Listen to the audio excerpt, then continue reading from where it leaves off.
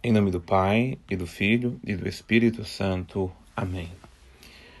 O nosso estudo da palavra de hoje, da carta de Tiago, capítulo 4, versículos 1 até o versículo 12. Lutas e contendas que existem no meio de nós. As lutas, as disputas, as brigas, as rivalidades, os desentendimentos é cada vez mais comum no seio das famílias, no seio das comunidades, nas convivências humanas. Algumas são rivalidades e lutas assim declaradas. As lutas ideológicas que se formam em torno hoje da sociedade é algo incrível. Faz um retrospecto só do mundo político, do quanto que abalou as relações das pessoas. E depois hoje as visões de igreja, de mundo, de sociedade. E hoje há uma verdadeira guerra de umas pessoas contra os outros, porque é uma tendência de querer fazer prevalecer o ponto de vista, o que a pessoa acha, o que acredita e assim por diante. Então, e outras às vezes não se externuam, mas lá dentro travam um combate, travam uma batalha de se colocar contra aquela pessoa, contra aquelas pessoas, contra aquelas instituições, porque elas não pensam de acordo comigo. Tá? Basta ver os entraves religiosos que há entre as grandes religiões, entre os grupos religiosos menores, nós contra eles, eles contra nós, e os pensamentos diferentes, divergentes, que não levam a convergências, levam muitas vezes a disputas. Mas por isso que a palavra está dizendo que de onde que vem essas lutas? Vem das paixões que nós combatemos em nós. E aí os sentimentos ideológicos ou aquilo que eu acredito se torna uma paixão para mim. Né? Aquilo que eu tenho como certo, eu às vezes quero brigar por causa daquilo lá. E aí, gerando verdadeiros guerras interiores. Aí o versículo 2 diz o seguinte: cobiçamos e não recebemos. Temos inveja, somos ciumentos e não conseguimos o que queremos. Fazemos guerras, disputas, litígios e não obtemos porque não pedimos. E aí é um primeiro elemento. Nós não conseguimos o que precisamos para trazer paz para o nosso coração, porque eu não pedi. Eu não pedi aquilo que significa não rezar, não suplicar, não dirigir a Deus a prece de súplica ou de pedido daquilo que nós ansiamos ou desejamos. Ok, isso é um ponto. Mas o versículo 3 diz o seguinte: pedis e não recebeis, porque pedis mal. Porque muitas vezes nós pedimos. Nossas preces, nossas orações são sempre de súplicas, né? Mas o problema é que pedimos mal. Por quê? Nós pedimos com o fim de realizar as nossas paixões. Aí a palavra dá uma cutucada com força em nós. Adúlteros. Essa palavra adúlteros, ela remete àquilo que é sobretudo a idolatria. O que é idolatria? É adorar os ídolos, os deuses desse mundo, se voltar-se para ele e deixar de lado o que é, na verdade, o projeto de Deus, a vontade de Deus da nossa vida. Não sabeis que o amor do mundo é detestado por Deus, abominado por Deus, rejeitado por Deus? Porque todo aquele que quer ser amigo de Deus, amigo do mundo, constitui-se inimigo de Deus. E o mundo a que se refere aqui é esse mundão mesmo sujo, esse mundão mesmo profano, esse mundão mesmo que rejeita Deus. Esse mundão que tem um projeto que incita o coração humano, para o coração humano se voltar para os prazeres, para o coração humano viver à mercê do consumismo, para o coração humano ser egoísta, orgulhoso, centrado em si, voltado para si. É o mundão que nos arranca de Deus e nos coloca fascinado com a figura do mundo, com as criações do mundo, com a cor do mundo, com as artes do mundo. Não é a beleza do mundo criado, não se trata aqui de uma visão pequena e mais do que pequena. Não se trata aqui de uma visão cega, onde tudo lá fora não presta. Isso não é verdade. Vivemos no mundo, construímos o mundo, trabalhamos no mundo. O mundo aqui é aquele projeto do mundo mundano que se fecha em valores anti-evangélicos, valores antirreligiosos, valores contrários a Deus. E são tantos que realmente é um mundo vociferado aí que se constitui contra Deus. Isso é o mal, é isso que nos consome, é isso que nos pega por dentro. O que nós invejamos? Nós invejamos as coisas do mundo. Quem tem os bens materiais, quem não tem. Quem tem mais beleza, quem não tem. Desculpa, hoje as pessoas estão disputando até os elementos constitutivos do corpo humano. Quem tem mão mais bonita, quem tem... As mulheres hoje já disputa quem tem mais seios, quem tem menos... toda a problemática que gira em torno disso aí, até para a própria saúde humana, a disputa para quem tem menos cabelo branco, para quem tem mais. Então, há um cuidado com a aparência, que é necessário, há um cuidado necessário com a saúde, que é muito importante, mas no fundo não é isso que o mundo incita. O mundo incita é a vaidade excessiva da melhor forma possível. A sociedade, a indústria consumista do mundo, criou a indústria da beleza, onde se paga tudo para estar de acordo com a estética mundana. E aí se vem todos os outros princípios e consequências disso. A pessoa fica depressiva porque não tem uma perna desse jeito. O outro fica mal porque o seu braço é desse jeito. Eu preciso, às vezes, trazer à tona as pessoas que estão deficientes, as pessoas que vivem muitas vezes com situações que foram amputadas desde o nascimento. Olhar para essas pessoas e ver como são felizes, do jeito que estão, como são, porque no mundo das pessoas que parecem estar normais, há uma verdadeira anomalia de disputa por beleza, por prêmios, por melhor carro, por melhor isso, por melhor aquilo, por melhor relógio, pelo melhor smartphone, e assim por diante. É o sentimento mundano. E muitas vezes a insatisfação do coração humano é porque não atinge os seus objetivos humanos e mundanos, e aí realmente pede para Deus, e Deus não vai satisfazer as paixões do coração humano, tá? Porque, como a palavra está dizendo, isso é abominável aos olhos de Deus. Você vai para o versículo 7 e ela vai dar a tonalidade para nós. Primeiro, isso aqui é uma ordem importantíssima para a nossa vida, para a nossa espiritualidade, para dar direção à nossa vida. Sede submissos a Deus.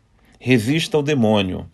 O demônio e aqui é importante entender que demônio não é só a figura, personificação, o mal, o maligno, sim, mas o demônio ele personifica de diversos objetos, de tentações, de elementos mundanos que nos rouba de nós.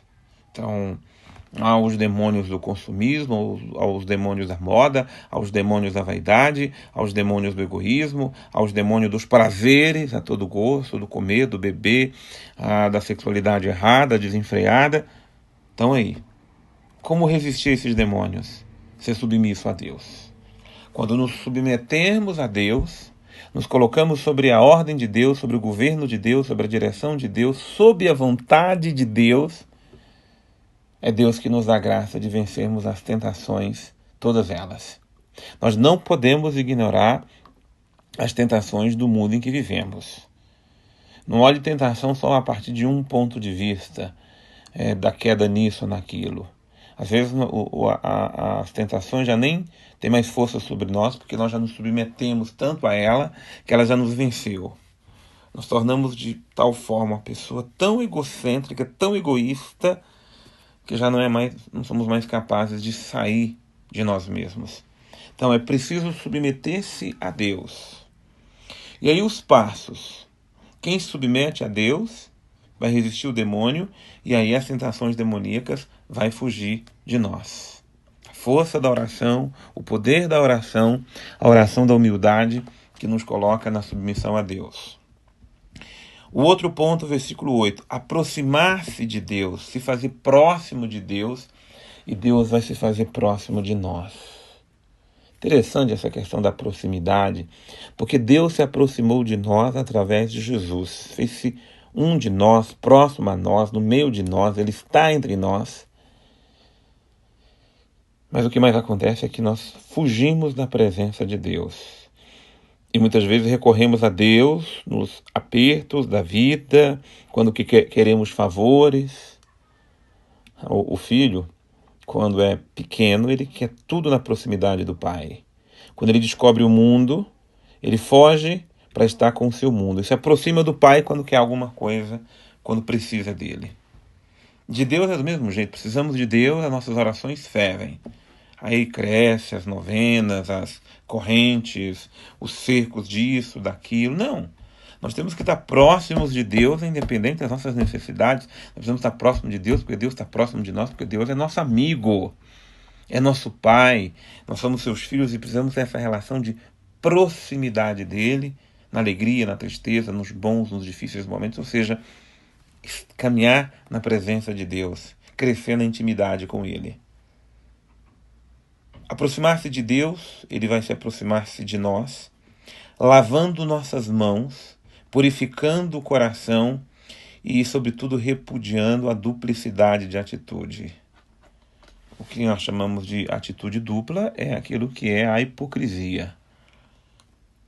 Falamos bem, falamos mal, estamos com Deus, estamos com o demônio, fazemos o que edifica e temos comportamentos que contradizem o que nós falamos. E para que as nossas atitudes correspondam, é preciso essa atitude penitencial de conversão interior. De que forma? Lavar as mãos, ou seja, deixar de fazer qualquer coisa que seja má, injusta, que prejudique alguém ou prejudique os outros. É apenas uma ação simbólica, porque muitas vezes não fazemos os maus com a mão, fazemos com a boca, falar mal dos outros, por exemplo, querer mal os outros, ou fazer alguma coisa que seja ilícita, ser conivente com qualquer espécie de maldade ou corrupção. Preciso então lavar as mãos. Purificar o coração é purificar os sentimentos, as atitudes da alma. Nós somos movidos pelos nossos sentimentos. Se eu tenho ciúmes de alguém, eu vou agir a partir desses ciúmes que eu tenho naquela pessoa. Eu volto a dizer, o problema não é aquela pessoa, é os ciúmes que está em mim. Se eu estou com raiva de alguém, eu estou ressentido com alguém, esses meus sentimentos vão impulsionar o que eu vou falar, o que eu vou dizer, o que eu vou fofocar, o que eu vou criar. Vai impulsionar o meu dormir, o meu acordar. Por isso que é importante o purificar o coração. E purificar o coração é, sobretudo e acima de tudo, purificar as emoções do coração. Não deixar se levar por aquilo que são os impulsos do que o coração quer viver e fazer. E aí vem o que diz o versículo 9, para mim é uma pérola preciosíssima. Reconhecer a nossa miséria. Que pessoas miseráveis nós somos. Nós enxergamos misérias nos outros e escondemos nossas misérias, nossos maus desejos, nossas más intenções, nossas fragilidades, tudo aquilo que há de mal dentro de nós. Se nós queremos misericórdia, a misericórdia vem em nosso socorro quando nós reconhecemos nossas misérias. Reconhecer as nossas misérias, afligir-se e chorar os nossos pecados. Não adianta a gente achar que basta, vou lá no padre me confessar. Quando eu não me arrependo dos meus pecados, quando eu não sou aquele filho pródigo, que já de longe veio chorando, reconhecendo que falhou, que pecou, eu não tenho desgosto pelo pecado, pelo mal que eu fiz, eu vou ter gosto de fazer o que é errado. Então é preciso pedir uma contrição verdadeira, porque se eu tenho gosto por aquilo que é pecaminoso, Eu preciso experimentar o desgosto que esse pecado causa em mim. Não é assim uma questão de remorso, não. Porque às vezes tem um remorso tardio. Primeiro, consciência. Segundo, retidão mesmo de mente, de alma, de coração, de consciência. E ter realmente a consciência interior do mal que eu fiz para mim, do mal que eu fiz para o outro e do mal que eu fiz para a minha relação com Deus. Converter o riso em pranto, a alegria em tristeza. Não é para a gente ficar o dia inteiro chorando, não. Mas às vezes nós vivemos assim, não estou nem aí.